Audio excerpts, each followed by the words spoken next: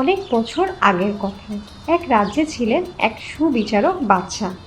তিনি সবসময় চাইতেন তার রাজ্যে যেন কেউ অন্যায় না করে, কেউ চুরি করলে তার উপযুক্ত শাস্তি হতো।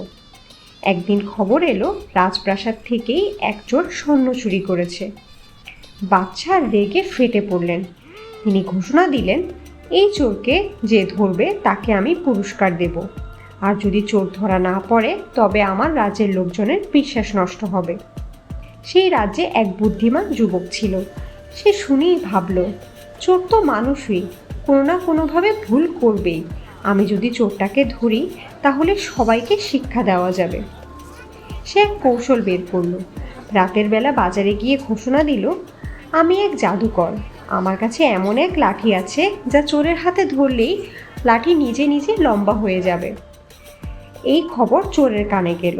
সে ভয় পেয়ে গেল। ভাবল, যদি কেউ আমায় ধরিয়ে দেয়, যদি সত্যি লাঠি আমাকে চিনে ফেলে।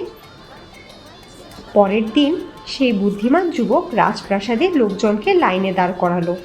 সবাইকে একটা করে লাঠি দিল আর বলল, এই লাঠিগুলো মেপে রেখেছি, কাল সকালে ফেরত দিলে বুঝে যাব কে চোর।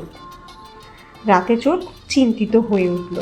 সে ভাবল, না জানি কাল লাঠিটা বড় হয়ে যায় কি না, আমি একটু কেটে রাখি যাতে বড় হলেও মাপ ঠিক থাকে। সকালে সবাই লাঠি নিয়ে ফিরে এলো। যুবক মাপ দিয়ে দেখল একজনের লাঠি আগের থেকে ছোট। তখনই সে বুঝে গেল এই লোকটাই চোর। সে লোকটিকে ধরে বাদশার সামনে হাজির করলো। চোর সব স্বীকার করে নিল।